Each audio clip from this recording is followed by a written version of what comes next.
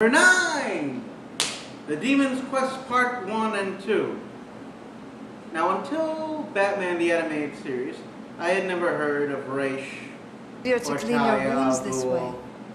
My experience really was the 1966 Batman show, and Raish was not even created until 1971, I believe. So, after a setup episode with Talia, which name escapes me for the moment, we get to Raish, not Raz, but Raish Al Ghul. We get Raish Al Ghul's promise fulfilled that no, this is not over. This is a great cast, first of all. We have the former Supergirl, Helen Slater, probably right off the making of City Slickers, as Talia. What kind of business? Personal Great business, voice. such as I imagine yours must be. Voice Now and come, black and quickly. purple suit. There's no telling what evil Talia Vertigo may and do my with your sonic 14-year-old device. body was going crazy. Sounds like you... And yes, I know it was a cartoon. The artist liked to draw hot girls. It had the British actor David Werner as Raish, and it will take more than wealth. it has will temptation. take power, and I fear ruthlessness. Humankind must be forced to serve the planet instead of its own appetites. For Bruce Wayne as Batman. Dick Grayson in the beginning of the episode is kidnapped by a then unknown party. Days go by, and Batman cannot find Robin or Dick Grayson anywhere. While in the Batcave, Raish and its important... See, we have a common problem. Your ward was abducted on the same night as my daughter. You do remember my daughter? You're Talia's father? Yes. But surely you would not expect her to mention me by name. He wants to team up with Batman, or the detective, as he calls him, to find the children. This is also when Ubu sees Batman go in front of Raish. He naturally considers this an insult, and for the first time, he calls Batman Infidel. Batman simply calls I think I'll call it strike one. Raish on the plane they arrive in Calcutta, explains he is a great man of power and wealth, but he sees humans destroying the earth and he cannot take it anymore. However, he is very old and does not know if he can live to see his dream come true. So now you're thinking, if you've never seen this guy before, what is his plan?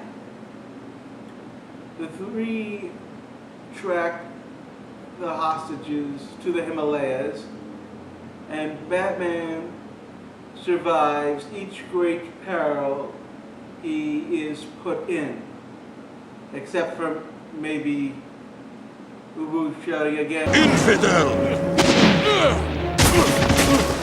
If you only knew how sick I am of you calling me that! It seems that Raish and Ubu have gone down in a plane that Batman has parachuted out of. Now, to the 14-year-old me who never heard of this guy, I was like, what could happen next? As I watched this from the comforts of my boarding school in Greenwich, Connecticut. Batman finds Robin in a mountain, and Batman wants to get out of here right away because he now knows it's been too easy.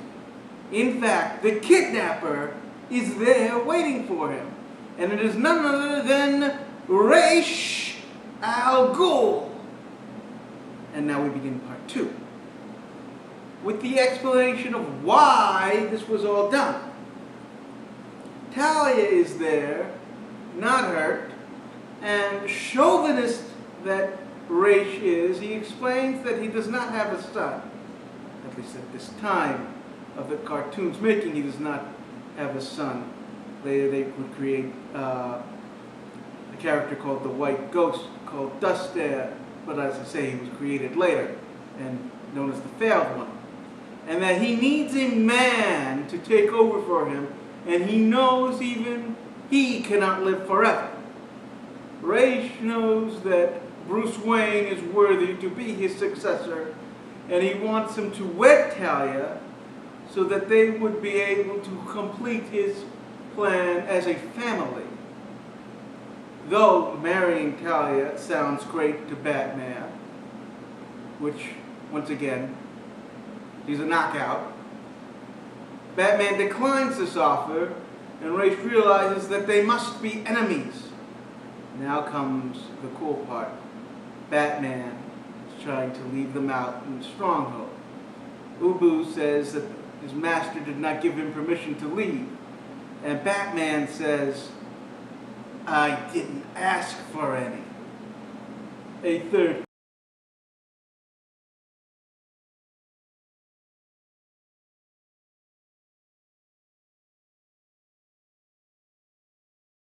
Infidel! If you only knew how sick I am of you calling me that. Strike 3, and the battle is on! It is fought to a draw when Raish suddenly is dying. Up till now, I in this review have not mentioned the Lazarus Pits, even though they have been mentioned in the first episode of this two-parter. They need to take him to the local pit, where we see that the pit will revive the dead. It will also turn those with an active pulse crazy. And even when you come back to life, you are still crazy at the end of this bath. But even a miracle such as the Lazarus Pit has its terrible price. Yes, it offers physical rejuvenation, but the stress of the transformation leaves one temporarily insane.